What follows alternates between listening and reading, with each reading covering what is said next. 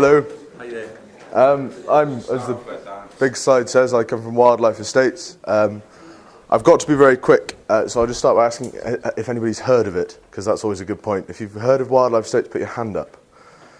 A few, okay. Thank you, Grant. So essentially, we started out in about 2009 because we felt there was a need within Scotland for an accreditation scheme for good, sustainable wildlife management. There wasn't really anything going at the time. Europe had just started out, Wildlife Estates Europe, and so we stole a bit of their logo, put a Scottish flag on it, adopted the form a bit, and fired it out across a few test estates and farms around the country. Since then, it's sort of grown nice and steadily. I was taken on board last year or the year before last to work in the Highlands. There's somebody else who works further down south in the borders, and we're now up to 34 fully accredited estates, with about 7 more in the pipeline at the moment, and a total of 300,000 accredited hectares, which is about 740,000 acres, I think, which is a fair old chunk of Scotland. Essentially, it came across for a number of reasons. We realised that people simply were not looking at what they had on the ground. There's an awful lot of people who know a lot of stuff in their head, but they'd never written it down. So we went in, we spoke to keepers, we spoke to farmers, we spoke to factors and owners, and we started to compile this accreditation form that would really show to the public, to government, to SNH, to whoever, what was on that ground and how it was being managed. We brought in various different other bodies like the National Park, SNH and the RSPB to make sure this form worked with everybody and everybody was happy with it.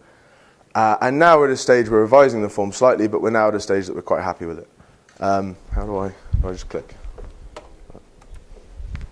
No, I don't. Oh, yes, I do.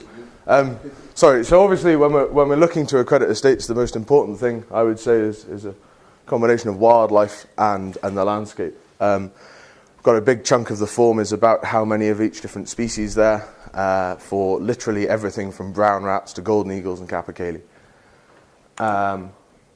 We also look at the landscape, and the focus from Wildlife Estates, very much from my point of view, is that we are trying to understand a very holistic approach to wildlife management, which everybody's talked about, and everybody's saying we've got to look at a big picture, which is absolutely right. So I'll not go too far into that.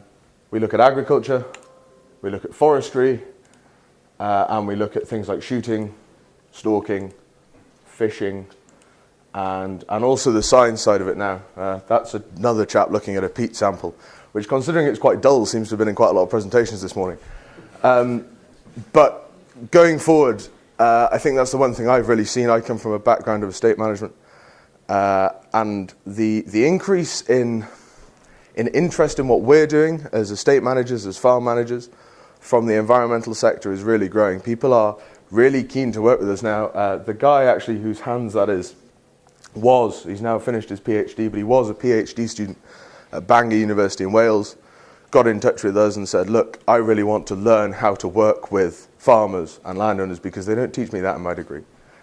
And you guys seem to be making that link. This sort of thing does that as well, and that's really good.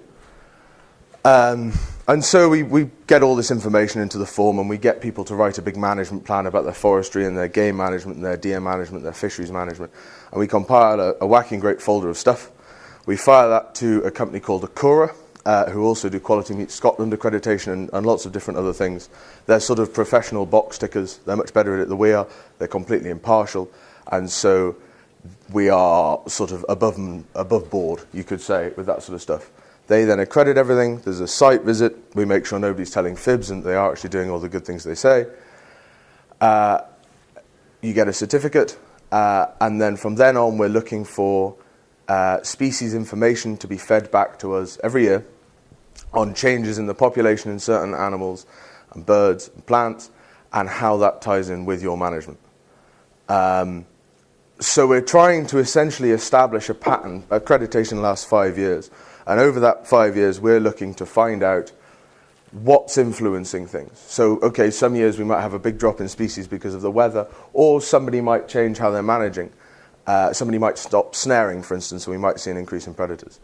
And all this is kind of new information. Nobody's really looked at this at an across Scotland level. As I say, it's 300,000 acres. It's a big scalp of ground we're looking at. And hopefully over the next few years we're going to build up a much better picture of how Scotland's land is being managed, and a fairly even picture because everybody does the same form. It's still in its infancy, in my opinion. We're still learning, we're still changing things, we're still trying to work as best we can with government, with SRDP, with the likes of the national parks. And at the heart of it is those 34 estates that have come through it. That's what I see as the most important. They're the guys that have given us their information and their time. And a big part of our job is trying to represent them with the likes of the scientific community and at things like this. How am I doing for time? Well, yeah, 7 minutes. 7 minutes? Oh, good Lord. That's it now. We can all go and have a cup of tea. Is there anything else? What am I on to? Oh, yes, access as well. We look at access. I forgot about that. But we're looking at how estates are helping the people get into the land and all that sort of stuff. So it really is pretty much, it covers every box to some degree or another. As I say, the focus is mainly on the wildlife and the landscape. I've sort of said everything now because I thought it was taking longer than that. So I think we can go to questions fairly happily. A few minutes for questions then. Yeah, if anybody has any questions. Yes? My role is similar to you, my background is similar to your own as well. Do you ever fear that the landowners that you work with are being over-targeted by too many people in authority or organisations or agencies? They get pulled in different directions? Or do you feel I think there's a line to be tread down the middle. If you'd have asked me a few years ago when I was chopping trees down and shooting things for a living, I'd say, oh, definitely not. Too many people ask too many questions. And actually, the more you look at, as the people were saying about the wider world and also other industries, you look at the forestry industry, there's massive amounts of paperwork and assessment and certification on the forestry industry. And I think actually in estate and land management, we've sort of slid under the radar with that for quite a while, which has been nice and it's been easy and we've got away with it and that's great. But I think if we're going to be a valid industry going forward and we're going to get through land reform and sporting rates and all these other things that people are throwing at us now, we need to be a more accountable industry and we need to be a more transparent industry. And if that means that somebody's got to give me their SNAR ID numbers, then they've got to give somebody the SNAR ID numbers. And it's a challenge. It's a challenge to convince people that we're doing this in their own interest. I meet an awful lot of people who say, why do you need to know that? But I'm now convinced that if we're going to be a modern and sustainable industry, as keepers, farmers, gillies, whatever we are, we need to just accept that there's going to be a bigger burden on us and we might have to spend a little bit more time in the office. Yes? Are you using the accreditation to help estates diversify, say, like wildlife watching? If you find you've got a particular prevalence of a species, you could take tours of people. Yeah. I mean, what we actually tend to find is people are really switched on. Guys know, I mean, it's a tiny industry and people do know who's doing what and they see what works. I mean, Jamie at Alvey's involved and you won't find a more diverse estate. The picture of a stag earlier on in this presentation, which I'm not clever enough to get back to, that was taken on a wildlife watching tour where people go up, stags are fed, and wildlife photographers love it. On a very informal basis, I will always talk to people about where I've been and what else I've seen other people do. But I think people are looking to other things just naturally because of the finances and the government and everything else. People are looking to diversify. Yes?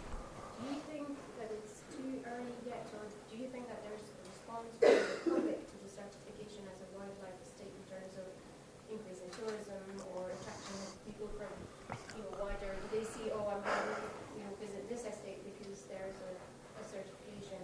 That's certainly where I would like to see wildlife estates being. I'd love to see estates having it on the sign on the way in. And people are doing that now. Where I've seen that happening already is with European hunting tourists. The German guys, because wildlife estates is Europe-wide. I have got another logo. Because wildlife estates is Europe-wide, and that by the nature of a lot of European people, and especially hunters and sportsmen, they're very aware of it already.